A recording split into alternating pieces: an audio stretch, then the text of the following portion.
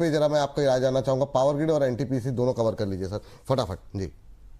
Sir देखिए, जिस तरीके से पावर ग्रिड अभी प्लेस्ड है, ये ऊपर का रिएक्शन ही दिखा रहा है। और मैं समझता हूँ ये अप मूव आपको कंटिन्यू होता हुआ दिख सकता है बहुत कंफर्टेबली आने वाले दिनों में 312 और 312 के बाद 320 324 लेवल तक भी जा सकता है। जिनके पास पोजीशन है वो बने रहे। इसके साथ साथ एनटीपीसी भी आप देखें ट्रेंड एक कंफर्टेबली दिखा रहा है। बहुत टाइम लगा इसको 368 370 लेवल्स पे होवर करने में, और अब जिस तरीके से बाउंस ऑफ मूव दिखा रहा है, मैं समझता हूं आने वाले दिनों में बहुत कंफर्टेबली आपको 388 से 392 के लेवल्स भी दिखा सकता है जी। चलिए, तो ये बात यहाँ पर निकल करके आई है इसको लेकर के। मैम आपसे जानना चाहेंगे एनटीपीसी को लेकर के, सर आपने पावर ग्रिड और कौन सा बताया सर? एनटीपीसी कवर हो गया ना आपने? एनटीपीसी। हाँ पावर एनटीपीसी ग्रिड को, एनटीपीसी। हाँ तो एनटीपीसी कवर हो गया मैम। एनएचपीसी था अगला जो है, जो लिस्ट में जो है, तो एनएचपीसी को लेकर के आपका व्यू जानना चाहेंगे। अभी एनएचपीसी को लेकर के आपका व्यू क्या है, और पावर में आपका पसंदीदा काउंटर कोई है, और उसमें आप चाहें तो अदानी पावर को भी शामिल कर सकते हैं। हालांकि पीएसयू का थीम है, लेकिन फिर भी आप चाहें तो ऐड कर सकते हैं। राइट।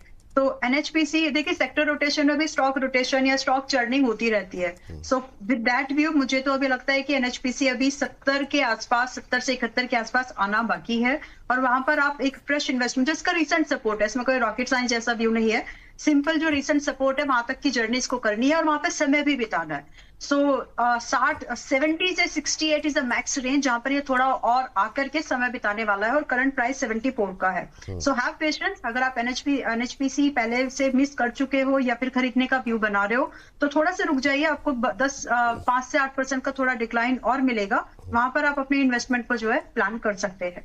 बाकी फिलहाल जो लोग हैं, डरने की जरूरत नहीं है।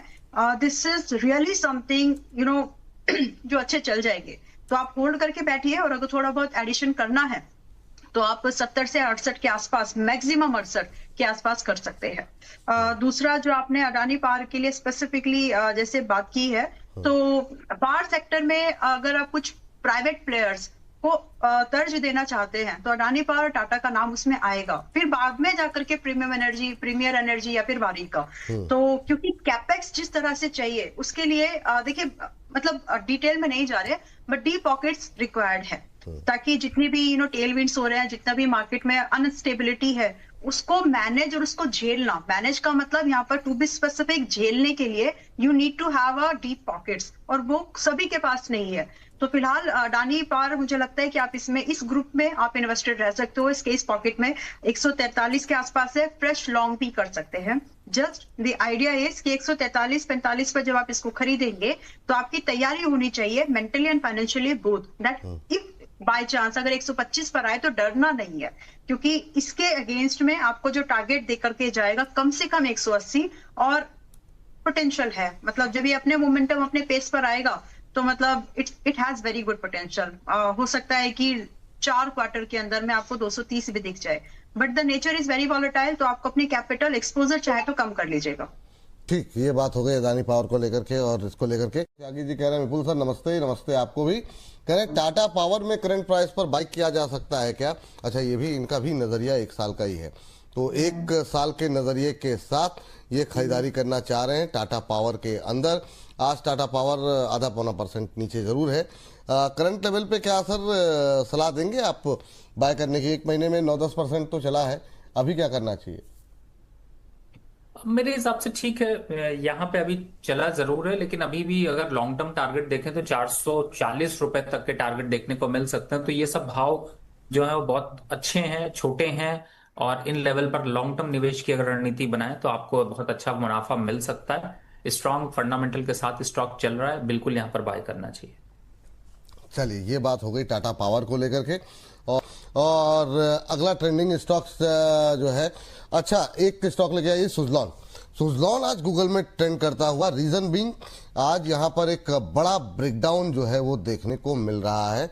और अभी जब हम लोगों की चर्चा चल रही थी तो मेरे पास जो है मैसेज अरुण जी का भी आया कि सर यहाँ पे ब्रेकडाउन बन रहा है, और अगर 47 के ऊपर नहीं गया तो फिर समस्या बढ़ सकती है। उन्होंने कुछ लेवल भी भेजे, मैं चेक कर लूंगा अभी। लेकिन प्रदीप सर, क्या सर और कितना डाउनसाइड आप देख रहे हैं सुजलॉन के अंदर? सर पूरा साल भर का एक ही व्यू था मेरा ऑलमोस्ट 74-70 से कि इसको नहीं खरीदना है, और जो कि वो स्टेटमेंट हमने चेंज किया था दिवाली के दिन में, हमने बाई कॉल दिया था और मेरा बाइंग हुआ है ऑलमोस्ट 50-51 के रेंज के आसपास, और उसमें क्लियर कट 42 का स्टॉप लॉस है।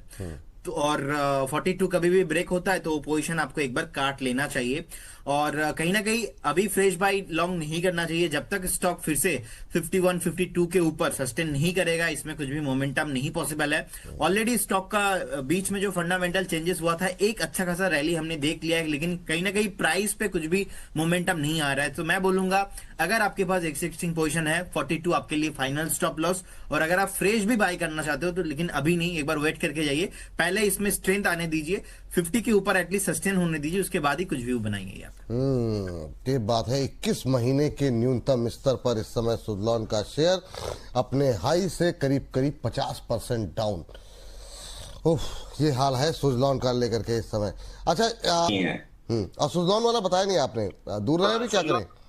सर देखिए, सुज़लॉन में मेजर सपोर्ट जोन पहले एक तो 56 नहीं टूटना चाहिए था, वो टूटने के बाद से 46 का टारगेट खुला था, 46 भी तोड़ रहा है, और ये तीसरा हफ्ता है जहां पे हम उसके नीचे क्लोज कर रहे हैं, तो स्टॉक में वीकनेस गहरा रही है। अब एक बार के लिए 37.90 तक नीचे आ सकता है, वहीं पे मेजर सपोर्ट है, क्योंकि या तो अगले 1-2 हफ्ते में 46 रिक्लेम कर ले तो फिर 52 और 56 का टारगेट खुल जाएगा, और नहीं हुआ तो फिर 37.90 का खुल जाएगा। ऑलमोस्ट नेटवर्क 18 का चार्ट देखेंगे और इसका देखेंगे, सिमिलर था, वहां पे भी 49 टूटने के बाद 3 हफ्ते हमने इंतजार किया कि रिक्लेम हो जाए, नहीं हुआ, फिर फ्री फॉल आ गई। तो इसमें भी 3 हफ्ते निकल गए, एक और हफ्ते का समय देंगे। अगर 46 रिक्लेम नहीं हुआ तो फिर स्टॉक बेरिश हो जाएगा, 37.90 का पहला टारगेट खुल जाएगा। ठीक, बहुत बहुत शुक्रिया, बहुत बहुत धन्यवाद। प्रदीप सर, आपका डिस्क्लोजर। सर मैंने डिस्क्लोजर दे दी है। हाँ, बहुत बहुत शुक्रिया। मैं तो बैठना चाहे तो आप रुक सकते हैं सर, अगर कहीं व्यस्त ना हो तो। नहीं सर, थोड़ा थैंक यू, बहुत बहुत धन्यवाद आप दोनों विशेष मेहमानों का। सर प्रदीप सर, आपसे सुज़लॉन पे व्यू, और तब तक अभी हमारे साथ अंबाला मैम भी शायद जुड़ रही होंगी। आपका व्यू क्या होगा सर सुज़लॉन को लेकर के? कितना यहाँ पे, क्या अब यहाँ से बड़ी गिरावट की संभावना है क्या? सर देखिए, क्लियर केस है, टेक्निकल ग्राउंड्स पे वीकनेस दिख रही है, टेक्निकल ग्राउंड्स पे नीचे आ रहा है, बट मैं एक फंडामेंटल फैक्टर इसमें जरूर जोड़ना चाहूंगा, the numbers have been reasonably good. उसके साथ साथ मैं गलत हो सकता हूं, कुछ हो सकता है, हमारे एनालिस्ट और भी गलत हो सकते हैं, एफआईएस भी गलत हो रहे हैं, they are also buying into the stock and increasing the stake. ये जैसे ही बाउंस बैक आपको लगाना चालू करेगा, ये मुझे नहीं लगता आपके हाथों में आएगा। और जिस तरीके से पोजीशन है, हाँ आपको 30 पैसा 40 पैसा नीचे दिख रहा है, बट ऑलरेडी फ्राइडे के सेशन में भी इन्हीं लेवल्स के आसपास घूम रहा था। तो क्या बहुत अलार्मिंग कुछ हुआ है? मुझे नहीं लगता कि बहुत कुछ अलार्मिंग हुआ है। कुछ कुछ लेवल्स आपको जरूर ब्रीच करता हुआ ये दिखा रहा है, बट मैं समझता हूं जिनके पास पोजीशन है, आप, क्योंकि मैं समझता हूँ बोनस परिवार के सदस्यों के पास तो बहुत हाई लेवल्स है। अगर मैं कहता हूँ 37 रुपीज तक के लेवल्स दिख भी रहे हैं, थोड़ा सा इसको टाइम और दे देते हैं, जिस तरीके से अपनी पोजीशन बनाता है। और क्लियर केस है कि अगर इंस्टीट्यूशंस बाय कर रहे हैं तो स्टॉक में वैल्यू है, तभी बाय कर रहे हैं। लेट्स स्टिक अराउंड और देखते हैं किस तरीके से सिचुएशन बनाता हुआ दिखता है।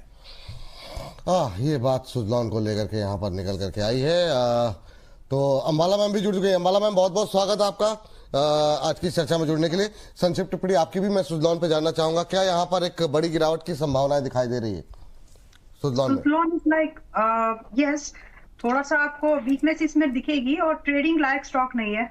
I will repeat that same statement, you can not trade it. Investment के लिए एक अच्छा काउंटर है, टर्न आउट स्टोरी जब भी बनेगी तो इसका नाम आपको याद आएगा, एक मल्टी, जो आज के भाव से है, एक मल्टीपोल अपसाइड पॉसिबिलिटीज के लिए। और मैं इस पर्टिकुलर स्टेटमेंट को सपोर्ट या फिर क्लैरिफिकेशन इस चीज से भी देना चाहती हूँ that India wants to become a energy resilient, और इसमें रिन्यूएबल एनर्जी में जो जो भी काउंटर काम करते हैं उनका बड़ा कंट्रीब्यूशन आएगा। So I am looking at that angle, तो मुझे ये स्टॉक अभी भी ठीक ही लगता है, बट इसमें आप ट्रेड नहीं कर पाएंगे। You need to get invested in this, और इसके चाल के हिसाब से आपको धीरे धीरे इसमें सिप्स बोल लीजिए या फिर पेशेंस तो बहुत ही लगेंगे आपको। इसमें कम से कम आज से भी 2 साल का समय है। So if you have that, hold it.